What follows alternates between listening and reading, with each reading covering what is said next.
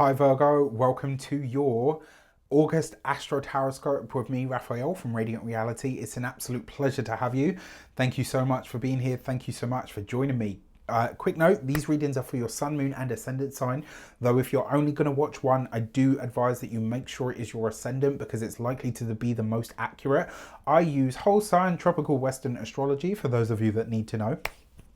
With that said, if you are a continued subby, you know Rafi loves you. And if you're new to my channel, please don't forget to like, share, and if you should so choose and it resonates, hit that subscribe button. Before we start, as always, I would like to bless my deck of cards with all forms of love, light, peace, prosperity, and abundance. And I pray that the messages that come through are ultimately clear and concise. They help you on your path to your highest vibrational good.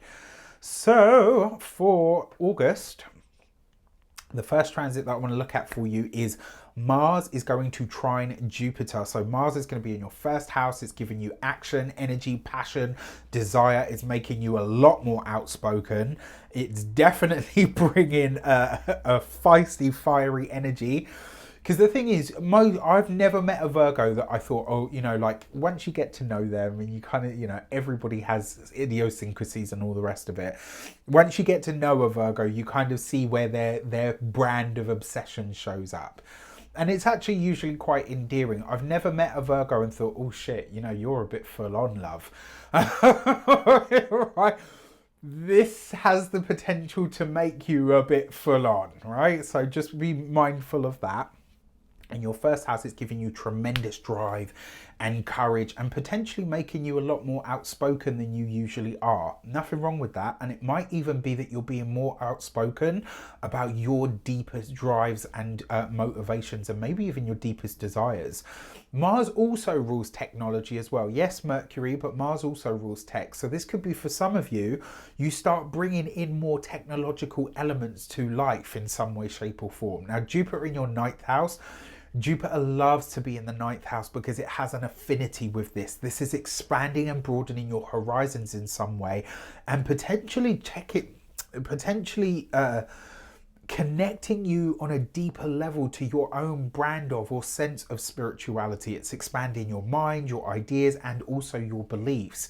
The two coming together in this harmonious aspect could really make you a lot more passionate about your beliefs. You could be sharing them and they could be getting a really great response at this time. The ninth house is also publishing. So this could be that you're sharing what reaches a larger audience, maybe something that you post on YouTube, Facebook, you know, on a website, as a blog, as a book, etc. This is reaching larger audiences in some way. And if that's the case, consider a podcast as well, because this could do really, really well for you. This is a really good time to enhance or to forge international connections because of this harmonious energy in the ninth as well. The other thing as well, if you can start leaning into this around the 27th of July onwards, you'll get best results, because this 2nd of August, that is where this trine becomes exact, right? So you can kind of milk it if you use like the transit window, the applying transit window. On the for this, you've got the 6 of Wands. You better get in with the Knight of Wands and with the Star card. Look at that, right? Like that is you reaching a larger audience through some kind of technology in a way that is fun and enjoyable. You might, you know, this could be like, you know, you say to yourself, you know, I'm just going to post a couple of pages of my book. You put it out there, people go absolutely fucking wild for it. And you're like, oh my God, like this is amazing. Maybe you put out a YouTube video and, you know, you're like, oh, like I looked a mess and I just needed to get it out and whatever. And it hits more views than you've ever had before. There's something about this where the energy really is with you. It's like the wind is at your back on this journey. Get yourself out there in some way, shape or form, because you are being seen, you're being heard, and the way that people are receiving you is in a way that is really paints you in a great light. So I love it. I love it. On the 8th of August, Mars is going to conjunct Mercury. Your ruling planet is in your sign at this point. Mercury is exalted in the sign of Virgo. In ancient astrology, at least. In modern astrology, Mercury exalts in Aquarius. Now, these planets are going to trine the Uranus and Jupiter, so it's happening across the same houses, the first and the ninth house, but this time we've also got the moon involved. Now, the moon in that ninth house, the moon in Taurus is exalted anyway, so you've got an exalted Mercury connecting with an exalted moon, right, in a trine, beautiful. And on top of that, you have this, you know, you've got Uranus kind of ramping up the surprise factor of the whole thing and Jupiter expanding that energy. And so what you get here, because the moon represents the environment and it has the potential to make things real or tangible. So this for you, it's adding extra oomph, and it's like your ruling planet is doing really great work. And because it rules like this part of your ninth house and also your 11th house, help and support might come through group ties and friends. It might also be that you gain an insight through something that is shared with you via a conversation with friends or teachers, coaches, or gurus. International connections come up yet again. And so it's like, what do you wish for?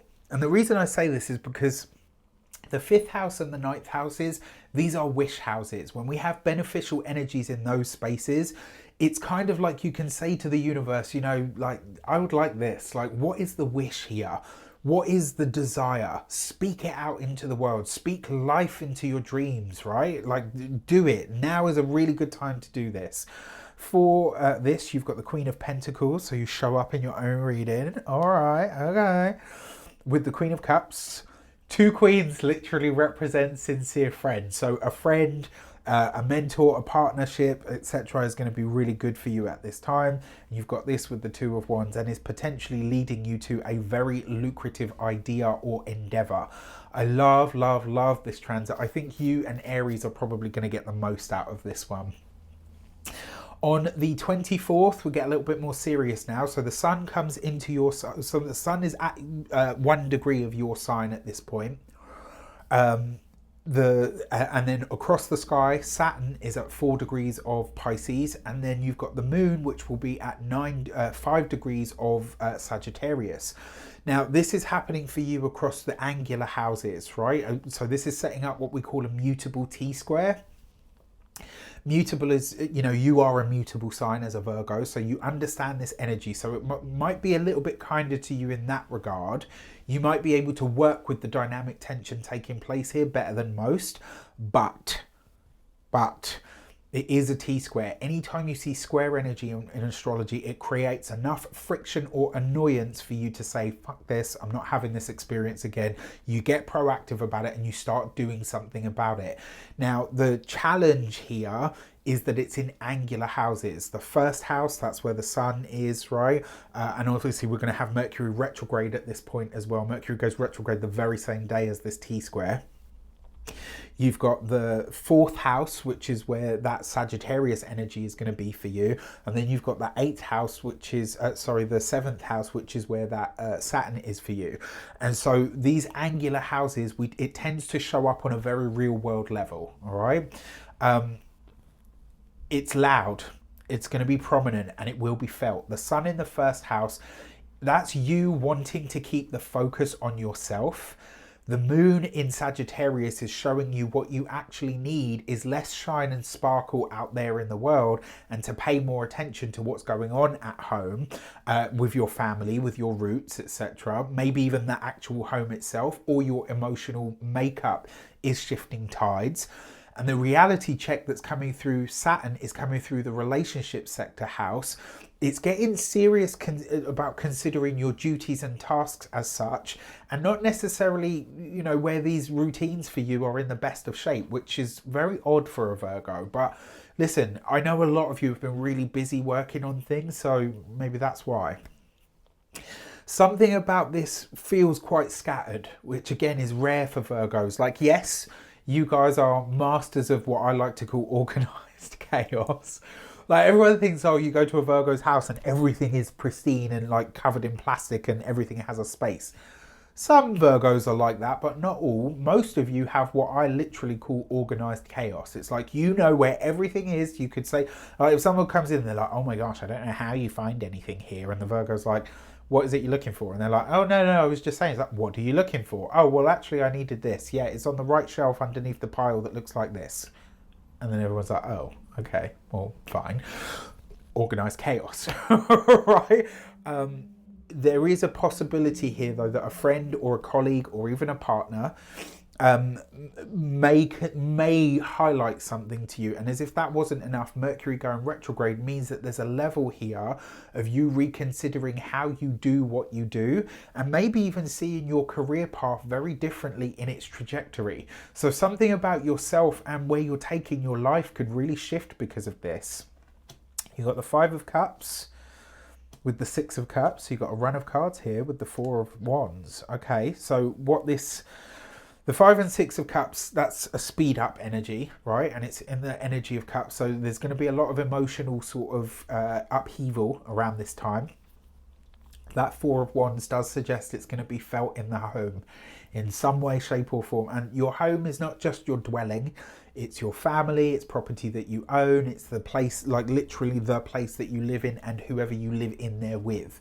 So potentially, I mean, for some of you, it could be good news that comes in that is really disruptive and you don't know how you feel about it. For some of you, maybe that's a pregnancy. For others, maybe, you know, someone comes to you and offers you, you know, a crazy amount of money for your house and you're like, wait, what? Like, do you know what I mean? It could be something that's really good, but also very disruptive. But I do feel, for a select few of you as well, this may center around a breaking of a bond, potentially, not guaranteed, but potentially around a sibling. I don't know why, but that feels really strong to me. And then finally, on the 27th of August, Mars is coming into the sign of Libra, which for you is your second house of money, finances, and resources. Mars coming into the second can be a welcome boost, but it gives energy to make more money, but it also gives the propensity to spend more as well. So just be mindful of that. It can be impulsive energy, right? So be mindful around what you're buying at the moment, and especially why. Like, be really honest with yourself. Like, if you're like, yeah, you know, I need this, and this, and this. And it's like, when you look at what you've bought or what you're planning to buy, ask yourself, do I actually need this, and why am I buying it? What do I feel is being fulfilled by purchasing this thing? Is a really good question to ask yourself at this time, especially if it's not like, you know, food, water, you know, paying your bills, etc. If it's superfluous stuff and big stuff at that, or, you know, something that's really pretty and shiny and I just have to have it, ask yourself, what hole is this filling for me? This will see you ending up with potentially buying something that looks really great but doesn't actually do the job. So be careful, because I know for you guys more than any other sign, other than maybe Capricorn, purchasing something that ends up not being fit for purpose for you guys is like, oh, cardinal sin. Like, why would you do this? Mars doesn't do great in the sign of Libra anyway, right? So it's not a good time for financial negotiations, I have to say. Maybe good for you to get a clear idea of your impulses around a matter, or potentially where lack of self-esteem or confidence might show up, and it sees you getting around removing that, right? Where are the blocks to my self-esteem? Do you know what I mean? And this whole sort of propensity to overspend or to buy things that you don't really need or whatever may actually be the thing that's kind of saying to you, this is giving you a clue at where your self-esteem or confidence is not where it needs to be. For this, you have the Three of Wands, the Magician card. Okay, nice, with the Emperor. So for those of you that are partnered, married, or in long-term commitments, it could be that your partner is hell-bent on purchasing something that you're kind of like, no. It could be the other way round, right? And I have to say, with that Magician card here, there's a potential for you to sweet talk each other into something that just ends up not being what it needs to be. The Three of Wands with the Magician card, I love this. And I like that it's with the Emperor, because this could be a connection to somebody who is really very good at what they do, but because remember the Magician card is Mercury. Mercury's retrograde at this point. And so if you're thinking about going into business with somebody or merging finances, etc., this is probably not the time to do it. If this person comes and they're like, yes, we can do this, we're going to make so much money. I'm not saying they're not good at what they do, but a part of being good at what they do is convincing people to jump on board.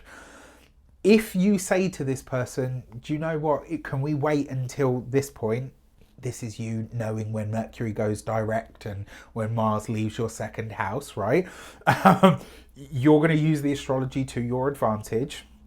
If this person turns around and says, yeah, we can absolutely wait until then, no problem, no pressure, you know that this person is genuine and you can move ahead with this. If, however, they're all about that quick, hard sell, and no, if we waste time now, you know, it's all going to go away, this isn't your person, don't do it, all right?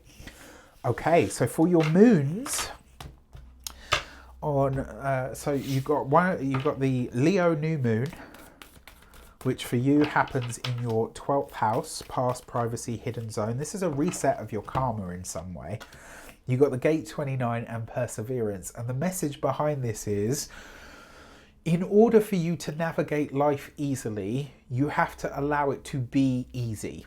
All right, and that new moon in the 12th is going to see you potentially asking yourself where you're ready to let go of some of the harder experiences that you've had and how they actually have become, things that create patterns or habits in your present experience that aren't really serving you anymore.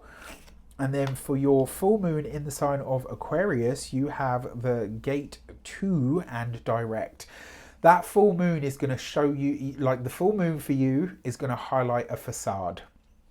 You'll see beyond something, right? This is potentially, not for all of you, but potentially this could be a tower moment, because it might be where you've trusted something or looked at something as being solid, and this full moon could reveal to you where actually it's like, no, this wasn't solid, or no, I didn't understand or know this thing or this person as well as I thought I did. And now I can kind of say, okay, you know what, time to step away from or back from this thing, this person, this place, this opportunity, whatever. All right, so pay attention to that full moon, because it's going to help highlight something to you. And it may also be a piece of information that comes to light that helps you navigate some of your own stuff. With that said, I wish you an abundance of all of that good stuff. Have a fantastic month ahead. Let me know in the comments how it shapes up. Take care, and I'll see you soon.